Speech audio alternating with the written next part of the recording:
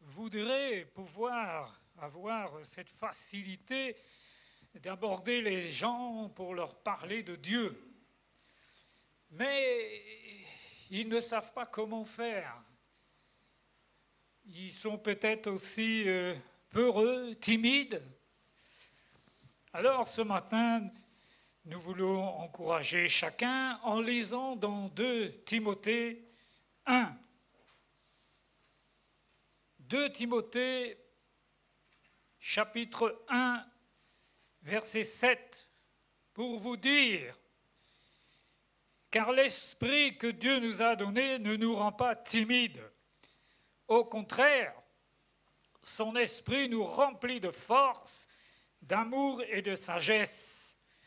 N'aie donc point honte du témoignage à rendre à notre Seigneur, ni de moi son prisonnier, mais souffre avec moi pour l'Évangile par la puissance de Dieu. L'esprit que Dieu nous a donné ne nous rend pas timides. Au contraire, son esprit nous remplit de force, d'amour et de sagesse. Si tu veux être béni tout au long de ta vie, parle de Jésus. Tu recevras des insultes, tu seras moins aimé, tu auras plus d'ennemis, mais tu seras béni. Parce que l'Esprit de Dieu sera sur toi. À chaque fois que tu parleras de lui, l'Esprit de Dieu sera sur toi. Il s'occupera de tout, de ta vie, de ta maison, de ta famille, de tes enfants. Parle de Jésus. Je me suis converti en juillet 1970. Et je bénis cette sœur qui m'a parlé de Dieu. Elle est dans la gloire. Et c'était une simple sœur, une femme de ménage, qui travaillait au siège de la Sécurité sociale à Paris, rue de Flandre, dans le 18e. Je sortais de l'armée et j'ai pris un peu le travail qui se présentait et je me suis retrouvé là, à la Sécu, homme de ménage. Et cette sœur, on faisait le ménage le soir, disons quand les bureaux fermaient, nous on arrivait vers 17-18 heures et on travaillait jusqu'à 11h, minuit pour nettoyer tous les bureaux. On n'était pas nombreux, on était 5 ou 6. Et je me souviens toujours, moi je courais dans un couloir et en général, bon, les lumières étaient plus ou moins éteintes. Et arrivé au bout du couloir, cette sœur est sortie en entendant le bruit que je faisais en courant avec mes seaux et mon balai. Et aussitôt qu'elle est sortie comme ça, je me suis arrêté avant de pousser la porte et elle m'a demandé simplement « Est-ce que tu crois en Dieu ?» Du tac au tac comme ça, sans me dire bonsoir, bonjour, d'où tu viens. C'était la première fois qu'on se voyait. Elle m'a dit « Est-ce que tu crois en Dieu ?» Et le Saint-Esprit est descendu sur moi. Amen. Mon frère, ma sœur, ne te complique pas la vie. Ne crois pas qu'il faut prêcher pendant 1 heure pour que quelqu'un se convertisse.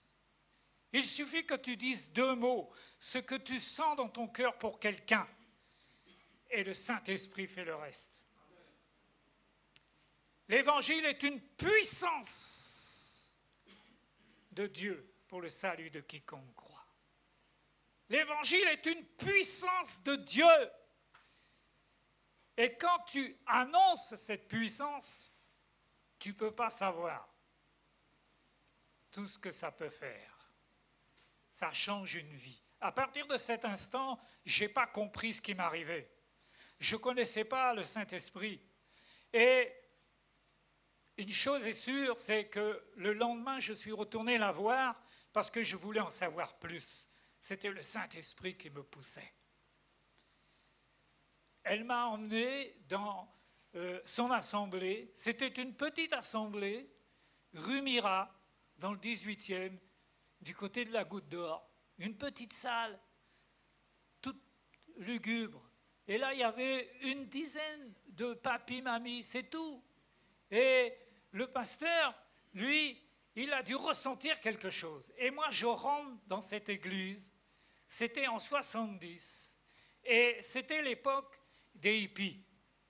J'avais les cheveux jusque dans le dos, j'avais une chemise en dentelle, avec des manches en dentelle. Et quand je suis rentré dans l'église, les papis, mamies, j'ai appris après, ils ont eu peur.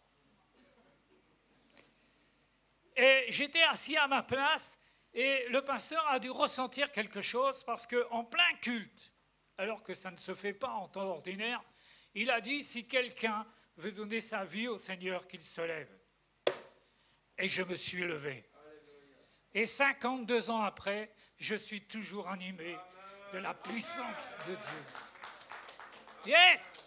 Parce que l'évangile est une puissance de Dieu. Tu as cette puissance, tu n'as pas un esprit de timidité, un esprit de force, de sagesse. Il faut que tu le saches et que tu utilises. Comment annoncer l'évangile? Oui, aujourd'hui, tu peux dire « Ah, mais c'est pas facile parce que quand je parle à quelqu'un, il ne croit pas. » Mais Dieu ne te demande pas de convertir les gens, il te demande de leur parler. C'est lui qui les convertit, ce n'est pas nous. Il nous dit simplement d'annoncer l'évangile. Dans tout le Nouveau Testament, il y a deux messages importants. Dans tout le Nouveau Testament. Matthieu 28, le Seigneur dit, faites des disciples et enseignez-leur tout ce que je vous ai prescrit. Voilà tout le Nouveau Testament. Allez, faites de toutes les nations des disciples et enseignez-leur ce que je vous ai enseigné. Et les apôtres ont compris ça parce que dans Actes 2, 42, il est dit « Ils persévéraient dans l'enseignement des apôtres. » L'enseignement, l'évangélisation. Et après, quand on suit l'apôtre Paul, il fait pareil. Il va de ville en ville, il prêche l'évangile et il fonde des assemblées. Voilà la vision du Nouveau Testament. La Bible commence par une affirmation dans Genèse 1, verset 1. Au commencement, Dieu. Voici comment la Bible commence. Au commencement, Dieu. Ce n'est pas que Dieu a commencé, parce que Dieu n'a pas de commencement. Il a toujours été, il sera toujours. Il n'a pas de commencement. Mais il a ordonné un commencement. Au commencement, Dieu créa. Et c'est pourquoi l'apôtre Paul dira dans Actes 17, 27, « Dieu n'est pas loin de chacun de nous. » Ce sont des versets que vous devez utiliser quand vous parlez aux âmes. Dieu n'est pas loin de chacun de nous. Et tu dis à ton interlocuteur, vous êtes ce chacun. Dieu n'est pas loin de vous, c'est vous qui êtes loin de lui. Ce n'est pas la même chose. Mais Dieu n'est pas loin. Certains païens affirment que l'homme est le produit de l'évolution et qu'il descend du singe. Moi, je crois seulement que le singe descend de l'arbre. C'est tout. Ça s'arrête là. Parce que si l'homme était le produit de l'évolution, pourquoi aurait-il cessé d'évoluer? Et si l'homme était le produit de l'évolution, il faut croire qu'il a mal évalué. Quand on regarde ce qu'il a fait de ce monde.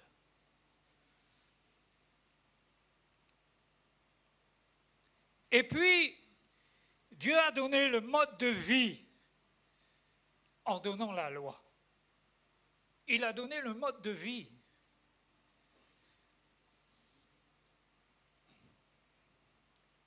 Si les hommes, en effet, réfléchissons, avaient mis les 10 commandements en pratique,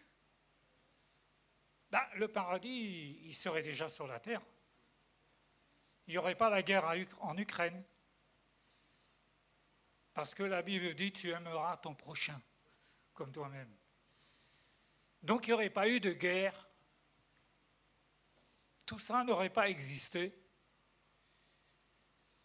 On serait déjà dans le paradis sur la terre. Si l'homme avait mis la parole de Dieu en pratique. Ensuite, toute loi est faite pour être observée. Toute loi est faite pour être observée.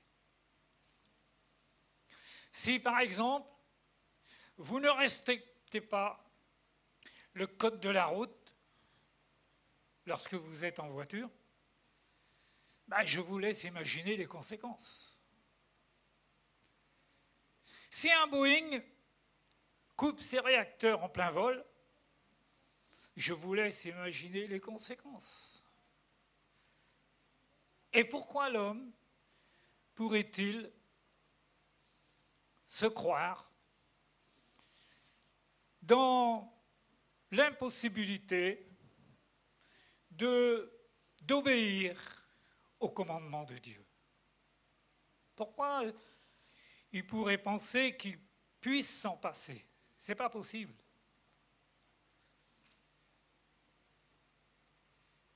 Le code de la route, voilà, il a été donné justement pour que chacun puisse savoir la priorité à droite. Qu'est-ce que c'est? Le stop, le céder le passage. Et nous savons tous, à force de conduire, que, nous le respectons. Et l'homme, lui, pense qu'il pourrait vivre sans respecter la loi de Dieu. Ce n'est pas possible.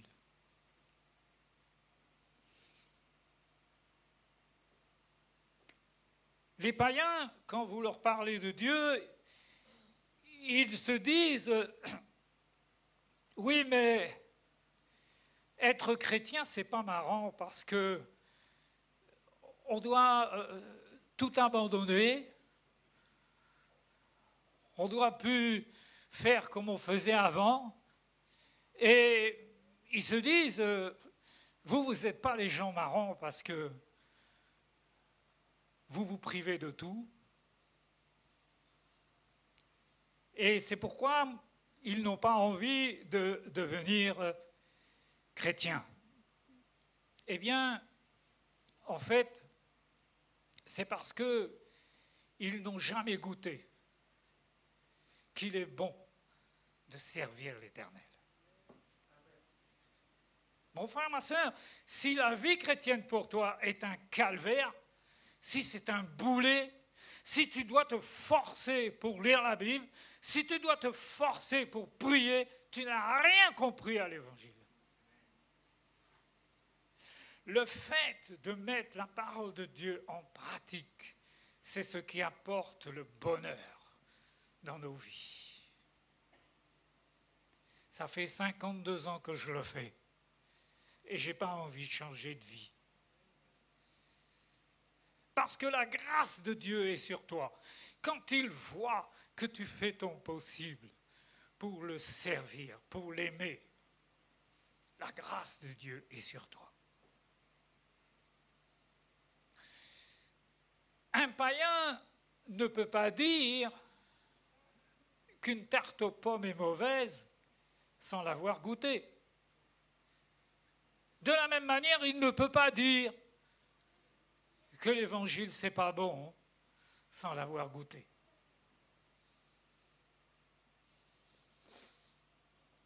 Quel bonheur!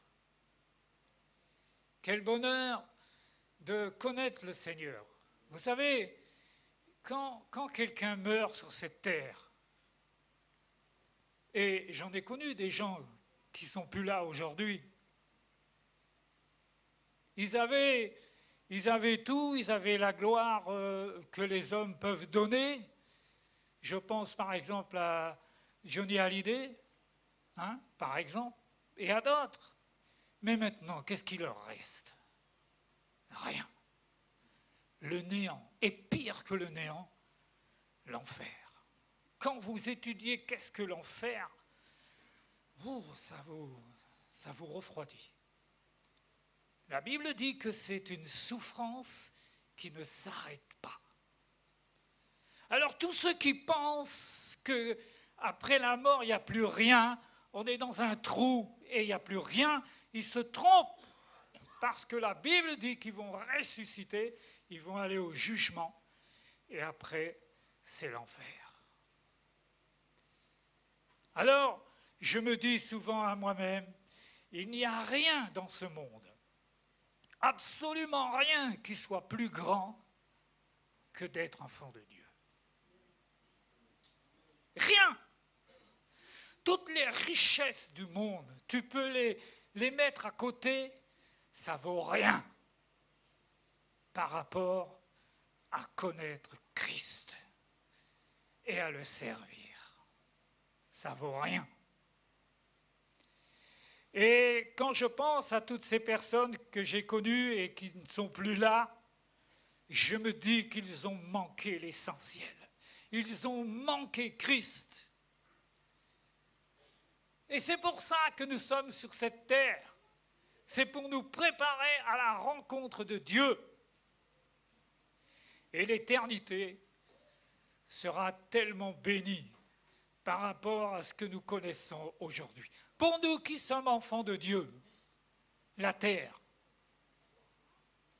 c'est l'enfer. Pour le païen, lui, la terre, c'est le paradis parce qu'il ne connaîtra que ça. Mais pour nous, c'est l'enfer. On n'a qu'une seule envie, c'est de partir avec Christ, comme dit l'apôtre Paul. Parce qu'il n'y aura plus de factures, il n'y aura plus de problèmes. Tant pis si la voiture tombe en panne. Tout ça, ça sera fini. On va partir. Vous savez, quand le Seigneur va venir nous chercher, si on a part à l'enlèvement, on ne va rien emmener. Hein. Votre compte en banque, ce n'est pas la peine, ça sera fini. Les euros et les euros, tout ça, ça sera fini. On va partir. Et il faut vivre la tête dans le ciel, mon frère, ma sœur. Quand tu vois les factures arriver, au lieu de dire « Ah, encore ça à payer », tu dis « Seigneur, merci. Merci pour les factures. Merci pour les épreuves. Merci pour la voiture qui tombe en panne. Merci pour ma femme qui crie sur moi. Merci, de toute façon, elle a raison. » Et parce que je sais que tout ça, eh bien, tu t'en sers pour me former, pour me préparer à partir au ciel avec un cœur qui sera purifié. Vous savez, les hommes, ils se plaignent tout le temps des femmes. Mais ce que je ne comprends pas, c'est qu'ils en ont chacun une quand même.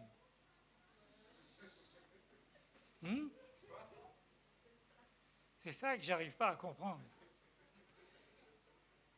Et puis, l'homme, lui, il se dit, je suis la tête, je suis la tête. Parce que la parole de Dieu dit, l'homme est la tête. Bon.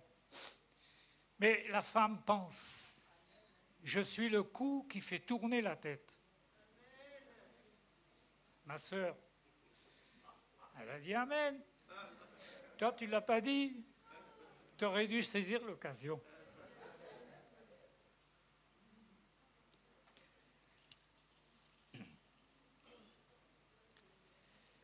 Dans Matthieu 28, 19, nous l'avons dit, le Seigneur nous donne la mission de notre vie.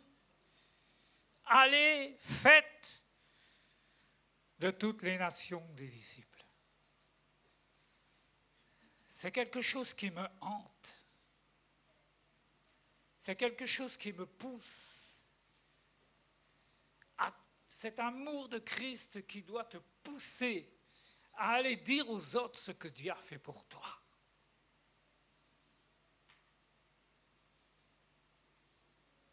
Alors, le Seigneur te pose une question ce matin.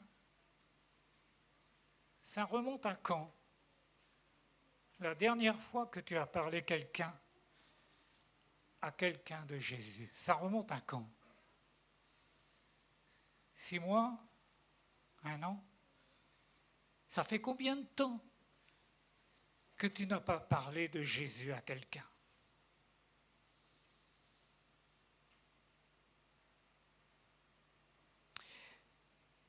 Si vous ne témoignez pas, vous n'êtes pas un disciple. Vous êtes un membre sympathisant. Ce n'est pas la même chose. Dans une association,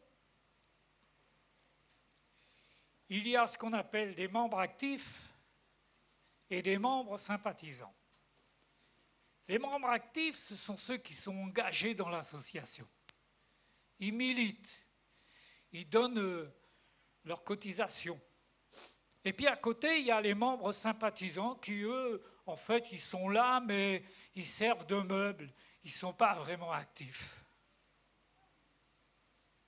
Je prends cette image pour dire un peu la même chose dans nos assemblées.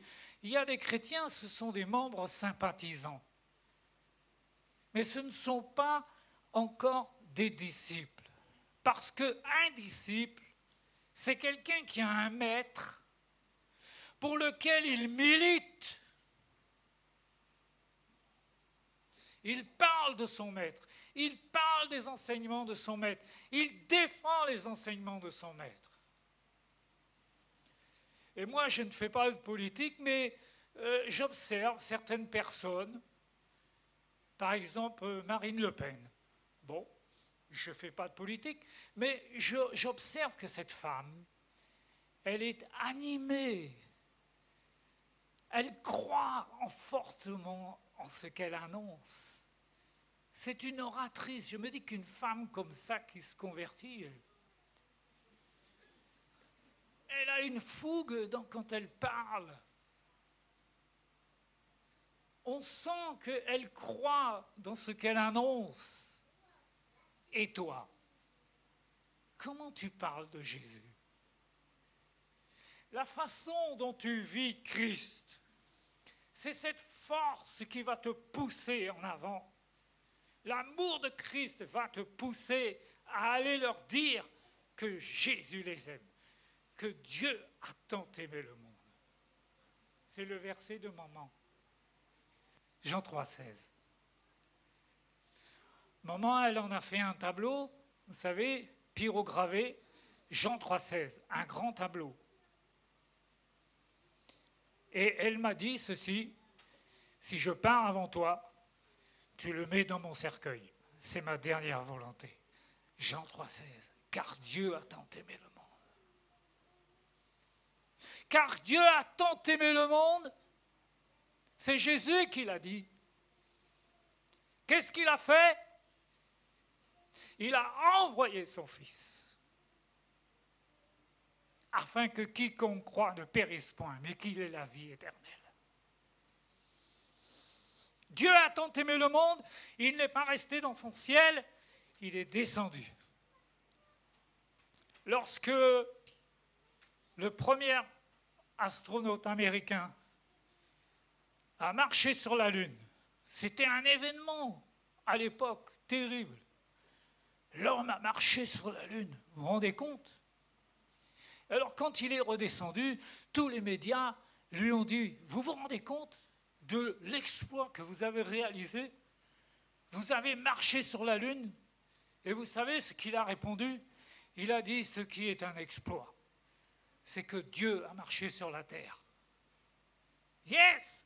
Dieu a marché sur la terre. Dieu était en Christ, réconciliant le monde avec lui-même.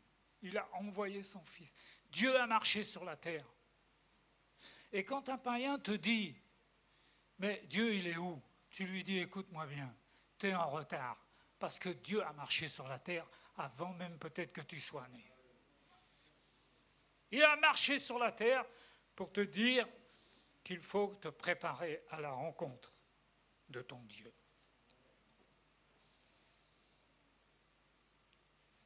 Êtes-vous un disciple pratiquant?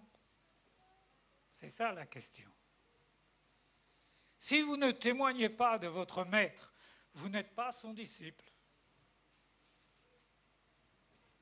Vous êtes un membre sympathisant, mais un disciple, quand vous voyez l'apôtre Paul, n'est-ce pas? L'apôtre Paul, pour le suivre, il faut s'accrocher. Hein.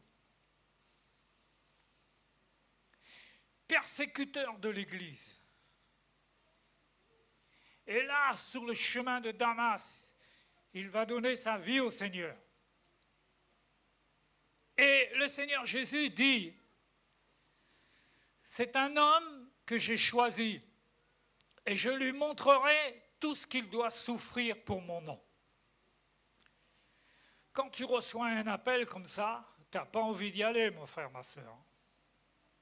Si tu crois que servir Christ est une partie de plaisir, tu n'as rien compris.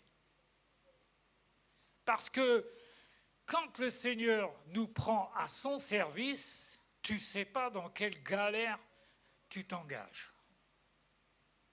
Si tu crois qu'être chrétien, c'est tout baigne, tu n'as rien compris.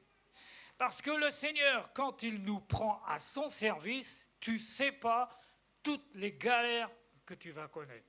Ça fait 52 ans que je te le dis. Et maman est là. Elle peut te raconter notre life.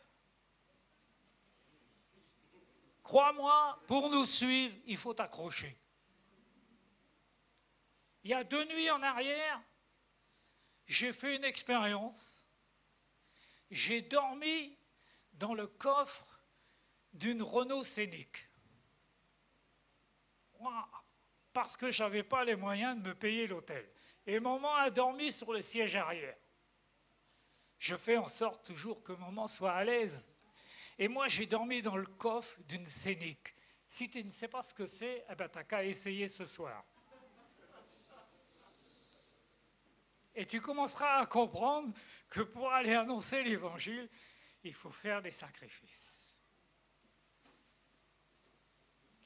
Mais jamais, jamais, nous ne pourrons faire le sacrifice que Christ a fait pour nous sauver. Jamais. Parce qu'il y a eu la croix. Mais ça, c'est le sacrifice humain. Mais avant la croix, il y a eu Gethsémane. Et quand tu sais ce que c'est que Gethsémane, là, Jésus va lutter jusqu'au sang contre Satan, contre les puissances du mal. Si Christ ne remporte pas la victoire à Gethsémane, il ne la remporte pas à la croix. C'est à Gethsémane que Satan a essayé de l'empêcher d'aller à la croix. Il a lutté dans une prière que nous, jamais on n'atteindra, au point qu'il a perlé des grumeaux de sang. Et des grands spécialistes ont étudié la question. Comment est-il possible qu'un humain puissent tant souffrir au point de perler des grumeaux de sang. Et ils en sont arrivés à cette déduction, c'est la limite avant la mort. Et c'est pourquoi un ange est venu le fortifier. Il a lutté là dans la prière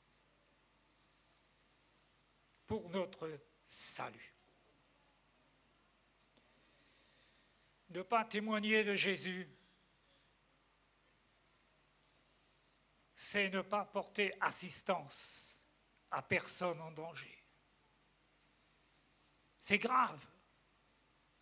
C'est comme si tu vois quelqu'un qui se noie et puis tu fais rien. C'est la même chose. C'est ne pas porter assistance à personne en danger. Parce que tous ceux qui ne connaissent pas Dieu, ils sont perdus. Et nous avons la responsabilité d'aller les avertir. C'est pourquoi Ézéchiel 3, 18, l'Éternel dit au prophète, si tu n'avertis pas le méchant, moi l'Éternel, je te redemanderai son sang, parce que tu n'auras rien fait pour qu'il puisse me connaître. Si tu n'avertis pas le méchant, tu seras responsable. Mon frère, ma soeur, je te le dis, parce que c'est la Bible qui le dit. Tu seras responsable devant Dieu du sang de toutes les personnes à qui tu ne veux pas, tu ne témoignes pas. Vous avez déjà remarqué depuis le temps que je viens que je n'apporte pas un évangile en chocolat. Mais j'ai la responsabilité devant Dieu, lorsque je comparaîtrai là-haut, il ne faut pas qu'il puisse me dire que j'ai édulcoré l'évangile. L'apôtre Paul a dit, nous ne falsifions pas, nous n'altérons pas la parole de Dieu. Si tu n'avertis pas le méchant. Lorsque nous annonçons l'évangile à quelqu'un, nous sommes souvent découragés parce que cette personne ne se convertit pas. Mais ça, ce n'est pas notre problème. Le Seigneur nous dit, notre problème à nous, c'est de lui annoncer l'évangile. Il y a deux possibilités quand tu annonces l'évangile à quelqu'un. Soit il se convertit, soit il ne se convertit pas. Mais au moins, il y a une chose qui est sûre. C'est que tu l'as averti. Et que Dieu ne te redemandera pas son sang. Par contre, lui, quand il comparaîtra devant Dieu, le Seigneur lui dira, « Hé, tu ne te souviens pas que je t'ai envoyé quelqu'un qui t'a parlé de moi et que tu n'as pas voulu te convertir.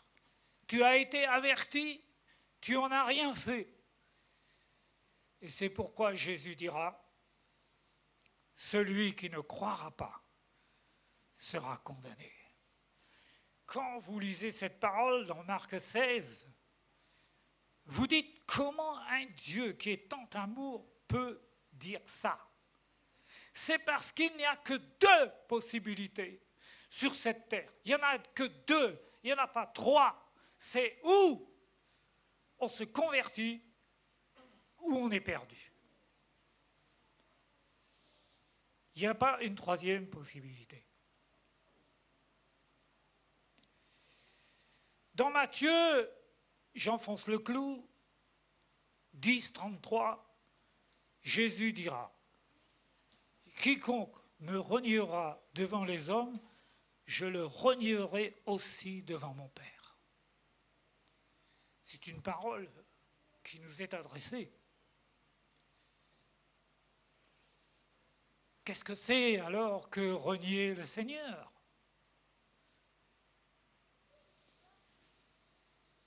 Renier le Seigneur, c'est se taire alors que nous devons annoncer l'Évangile. Renier le Seigneur, c'est se taire parce que nous avons honte d'annoncer l'Évangile. À chaque fois que tu as honte, à chaque fois que tu te tais, alors que tu dois parler, tu renies Christ. Et le Seigneur te redemandera des comptes. C'est pourquoi l'apôtre Paul a dit « Malheur à moi si je n'annonce pas l'Évangile ».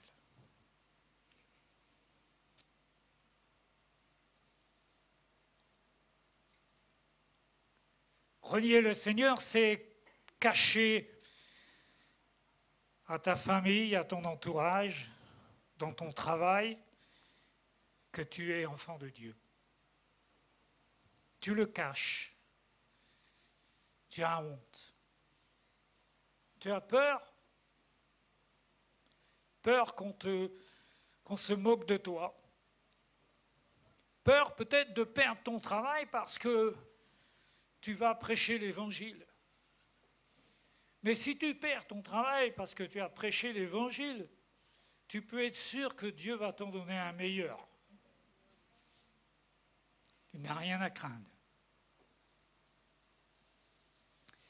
Oui, je crois que beaucoup de chrétiens voudraient témoigner, mais qu'ils ne savent pas ce qu'il faut dire, ni commencer par quoi. C'est vrai que si tu sais ce qu'il faut dire, au moment de le dire, eh bien tu auras de l'assurance. Alors,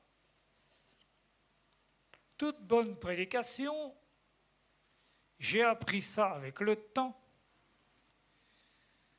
toute bonne prédication a deux directions. Il faut dire ce qu'il ne faut pas faire, et à la place, il faut dire ce qu'il faut faire. Si dans une prédication, tu passes tout ton temps à dire ce qu'il ne faut pas faire, elle n'est pas bonne.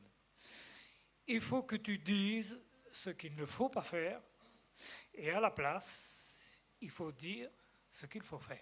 Alors maintenant que je t'ai dit ce qu'il ne faut pas faire, et j'espère que tu as compris, je vais te dire à la place ce qu'il faut faire.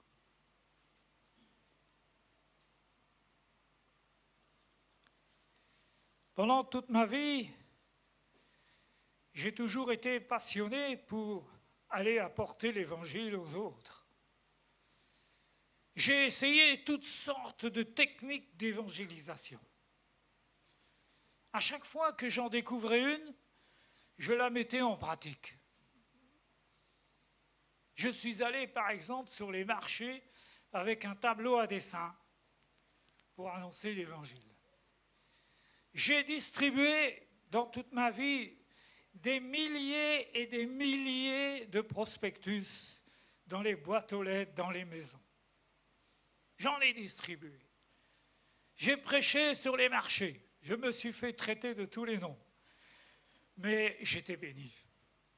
Si tu veux être béni, prêche l'Évangile. Tu verras comment tous tes problèmes vont se résoudre. Tu t'occupes de la maison du Seigneur et le Seigneur va s'occuper de toi. Alors, je vous dis tout ça parce que, à force de prêcher l'Évangile et d'être plus ou moins toujours un petit peu insatisfait parce qu'il n'y a pas autant de conversions que vous voudriez.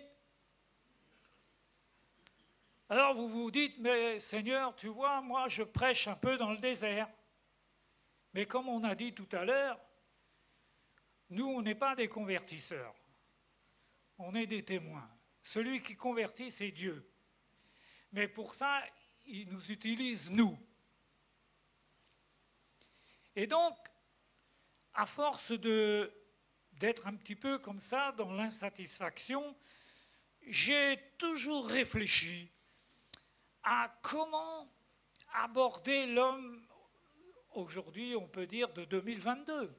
Comment l'aborder? C'est pas évident. Vous savez, quand moi je vais dans la rue et j'aborde les gens. avec la pratique, je suis blindé.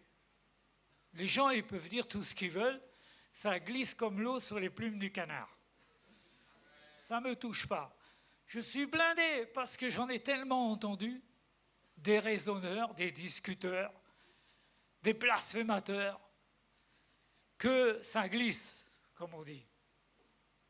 Et quand vous êtes comme ça sur le terrain, vous savez, c'est autre chose que de prêcher ici ce matin, parce que là, vous êtes devant des gens qui sont prêts à vous insulter de tout. Vous êtes vraiment devant les incrédules de ce siècle. Et comme a dit l'apôtre Paul, on est en plein dedans maintenant. Les hommes sont irréligieux. Ne t'attends pas à aller témoigner à des gens qui vont dire amen à tout ce que tu vas lire. Sinon, tu ne vas pas y aller. Mais le Seigneur nous donne une sorte de carapace qui fait que, ils peuvent toujours essayer de nous décourager, ils n'y arriveront pas. On est blindés. Et donc, à force de réfléchir, parce que c'est notre travail à nous, l'Église, de réfléchir comment apporter l'Évangile. Comment je vais faire, moi? Toi, tu te dis, mais Seigneur, c'est pas possible pour moi de faire comme il fait, d'aller dans la rue, d'aborder les gens. Mais qu'est-ce que tu en sais? Pourquoi tu dis que tu ne peux pas? Ça, ce n'est pas l'Évangile, c'est la parole du diable, ça. Pourquoi tu dis que tu ne peux pas? Puisque tu ne l'as jamais fait. Tu ne sais pas. J'ai fait du porte-à-porte. Comme les témoins de Jéhovah. J'ai fait du porte-à-porte.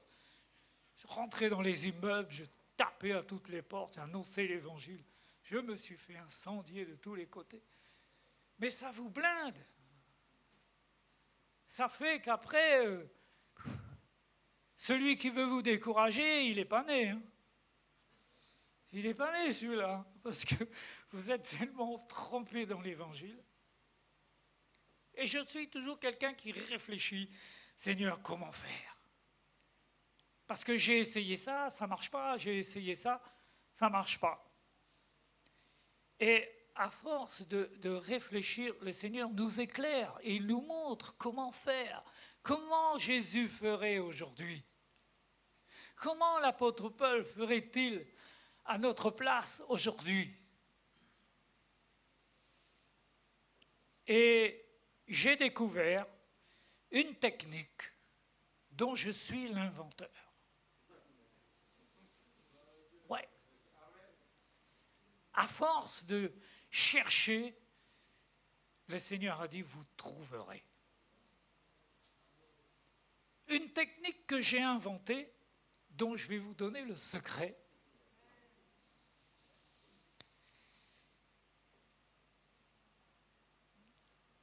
Je me suis aperçu, pour avoir distribué pas mal de traités d'évangélisation,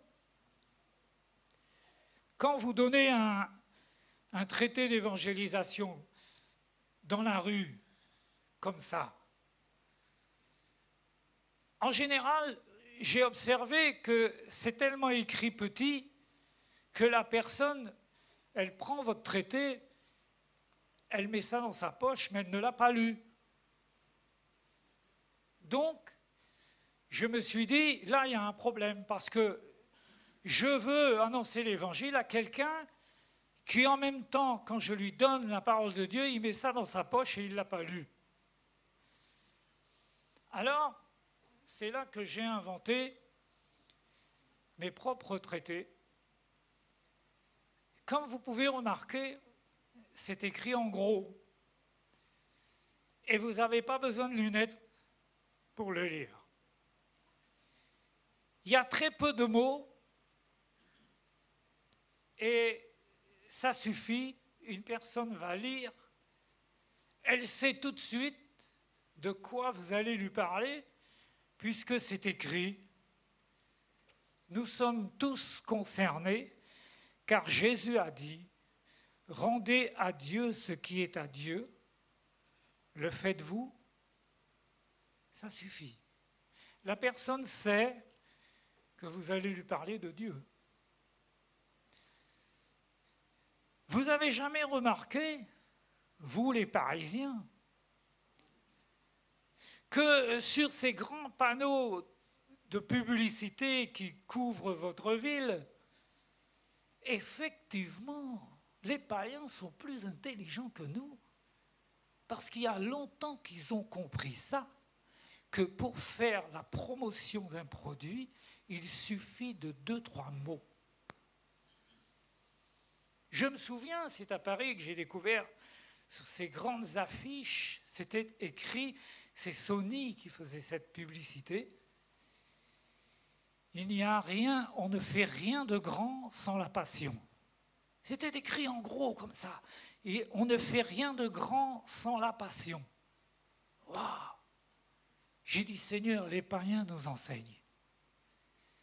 Parce que c'est vrai. Si tu annonces l'évangile sans la passion, ça ne produit rien. Il faut que tu sois quelqu'un de passionné. Quelqu'un, comme disent les jeunes aujourd'hui, qui est allumé. C'est pourquoi l'apôtre Paul dit, nous sommes fous, vous êtes sages, mais nous on est fous, fous de Christ. Mon frère, ma sœur, ce n'est pas les musulmans qui sont les fous de Dieu. Non, non, non. J'ai entendu ça de la part des musulmans. Nous sommes les fous de Dieu. Non, ce n'est pas vrai, c'est nous. C'est nous qui sommes allumés. Allumez le feu. Ouh, j'ai dit ça, Johnny nous enseigne. Oui, quand tu annonces l'évangile, tu allumes le feu de Dieu. Fire! Fire! C'est le feu qui rentre dans la vie de ces hommes et de ces femmes qui sont en train de mourir sans Dieu. Ton voisin, ta famille, tes collègues de travail, à l'école, ils sont en train de mourir. Ils crient. Qui nous délivrera? Et toi, tu es là et tu dis rien. Alors demain, tu seras un autre homme, tu seras une autre femme. Tu sais pourquoi? Parce que tu es là ce matin. Et j'espère, ma prière, c'est que tu n'oublies pas tout ce que tu as entendu, parce que Dieu t'en demandera des comptes. Il ne faut pas, quand tu entends la parole de Dieu, que tu quittes la maison de Dieu et tu es pareil que quand tu es entré, sinon tu n'as rien compris. Tu es venu avec ton corps et c'est tout. Ton âme et ton esprit est resté à la maison. Non. Alors, voilà les traités que j'ai inventés. Ce qui fait que quand je vais dans la rue, j'aborde les gens, je vais dans les centres-villes, il y a beaucoup de monde. Ici à Paris, c'est comme des fourmilières, les gens ils sortent de partout. Et hop, j'aborde les gens et hop, sans rien leur dire, je leur donne le traité. Alors ils lisent ça. Si tu veux entrer dans la vie éternelle, observe les commandements. Le Christ. Ah bon, c'est le Christ qui a dit ça. Et hop, vous avez marqué un but. C'est plus intéressant que Paris Saint-Germain contre le Real. Parce que là, vous marquez un but d'entrée. La personne lit ça et elle sait tout de suite que vous allez lui parler de Dieu. Ça vous évite de vous poser la question, parce qu'il y a beaucoup de chrétiens qui disent « Moi, je voudrais bien apporter l'évangile, mais je ne sais pas comment faire. » Tu n'as pas besoin de te poser la question. Tu prends les traités et tu leur donnes. Ceux qui vont se sentir interpellés, ils vont s'arrêter et ils vont chercher à en savoir davantage. Et puis il y a ceux qui ne seront pas contents parce que tu leur as donné l'évangile. Alors ils vont te rendre le traité comme ça, méchamment, d'un air de dire « moi je ne crois pas en ça ». Laisse, parce que tu ne sais pas. La personne qui rejette sur le coup l'évangile comme ça, tu ne sais pas si dans 1 an, dans 10 ans, sur son lit de mort, d'un seul coup, elle ne va pas se rappeler de ce qu'elle a lu en gros, comme ça. Ça va lui revenir. Alors, j'ai donné à notre frère 4 pages complètes. Il a scanné dans son téléphone. Il y en a 4 comme ça. J'ai travaillé sur toute la Bible pour chercher tous les passages que tu dois annoncer quand tu prêches l'Évangile. Alors tout à l'heure, tu vas voir le frère, il a scanné tout dans son téléphone. Et toi, tu prends tout dans ton téléphone et tu commences à réviser tout ça. Et par exemple, il y a des versets clés dans l'Écriture pour susciter la foi. Parce que notre travail à nous, c'est d'aider les âmes à croire au Seigneur. Et il y a un verset qui dit, c'est dans Romains 10, 17, « La foi vient de ce qu'on entend. Et ce qu'on entend vient de la parole de Christ. La foi vient quand on entend. » Ah bon? Oui, c'est écrit dans la Bible. La foi vient quand on entend. Donc, si toi tu publies la parole, tu dois t'attendre à ce que la foi s'éveille dans la vie de cette âme. Et si cette personne lit sur un gros traité comme ça, la foi vient quand on entend l'Évangile, tu ne peux pas savoir à l'avance si elle va se convertir ou pas. Parce que nous, on n'est pas Dieu. Mais moi, j'ai appris une chose. C'est qu'une fois que j'ai donné l'Évangile à quelqu'un, j'ai fait ce que Dieu veut. Voilà. J'ai averti cette âme. Elle a lu ça. Ça va vite à lire. C'est écrit en gros, tu n'as pas besoin de sortir des lunettes. Et le message est entré dans son esprit, dans son cœur. Sur le coup, elle peut t'insulter ou rejeter ton traité. Mais tu ne sais pas si demain, Dieu ne va pas la reprendre à l'hôpital sur son lit de mort. Grâce à toi, elle sera sauvée. Grâce à toi. Mon frère, ma sœur, si tu es convaincu que l'Évangile est la vérité, ça va te donner une puissance de Dieu pour aller le publier partout. Il faut que tu deviennes fou. Fou de Dieu, fou de Christ, passionné. Tu vois, 52 ans après, je ne suis pas guéri. Ça ne m'a pas calmé l'Évangile, au contraire. Parce que, à force de le lire, de le méditer, si tu viens chez moi, tu vas trouver 600 livres qui parlent de Dieu. Je suis un dévoreur de livres. J'en ai toujours acheté des livres qui parlent de Dieu, des études. Tu viens chez moi, il y a une bibliothèque de 600 livres. Et si je viens chez toi, combien y a-t-il de livres que tu as déjà lus? Peut-être même pas un. Tu n'es pas un dévoreur. Il faut dévorer la parole de Dieu. Toutes les biographies, je les connais par cœur. Et à travers cette recherche, c'est comme ça que Dieu nous anime.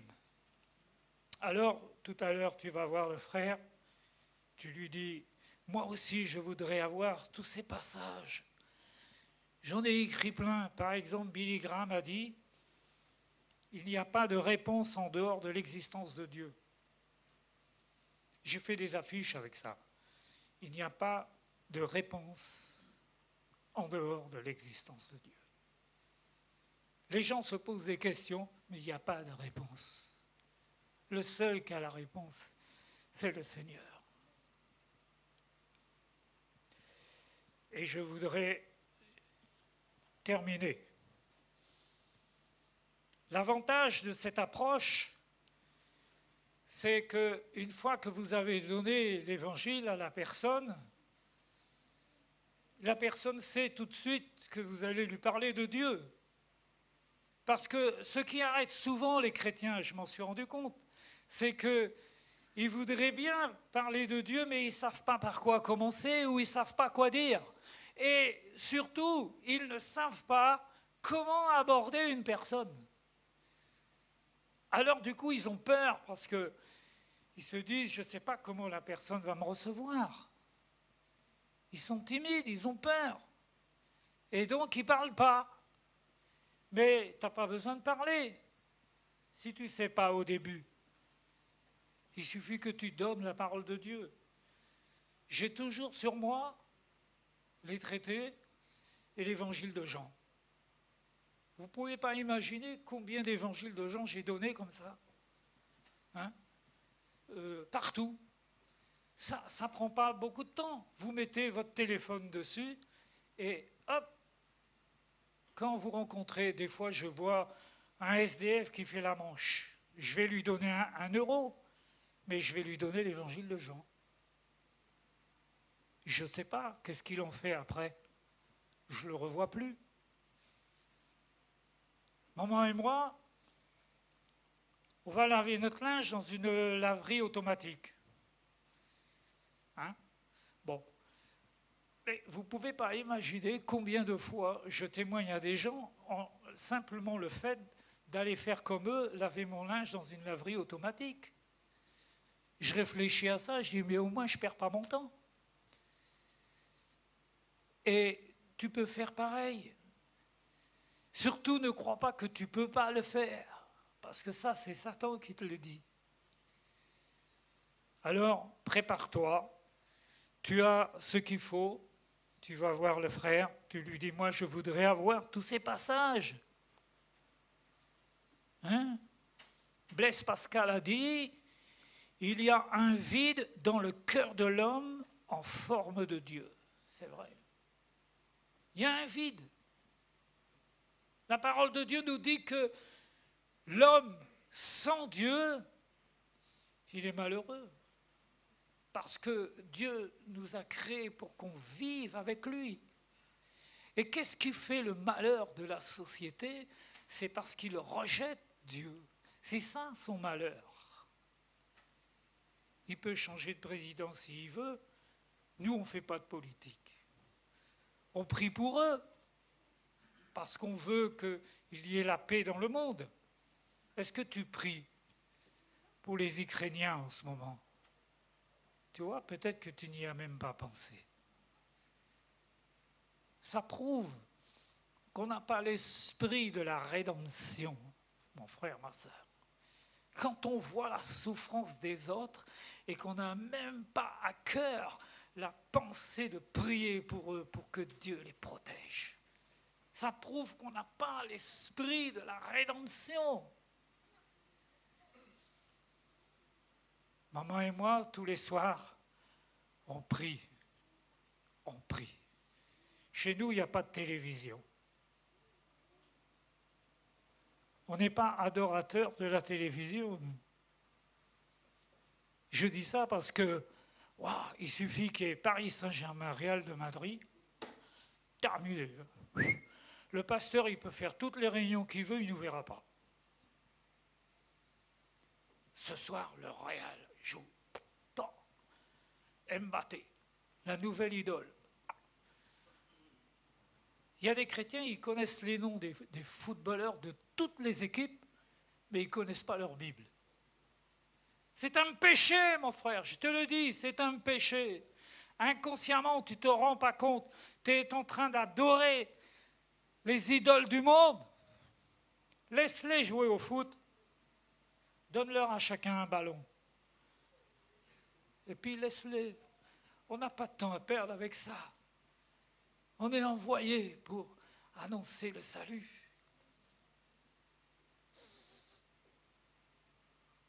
Alors demain, je ne dis pas que tu vas y aller tout de suite, mais prépare-toi. Tu photocopies les traités, tous ceux qui sont là, tu les écris en gros comme ça, et puis après tu dis, moi, je veux faire comme le pasteur il a dit. Je vais aller à la sortie du métro,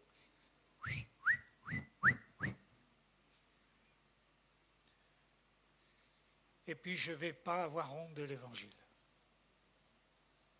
Je veux que les âmes se convertissent. Alors, sur le traité, tu mets l'adresse de ton assemblée, les heures de réunion, tout, téléphone du pasteur, et tu sèmes la parole. Et Dieu va t'utiliser. Amen. J'ai fini.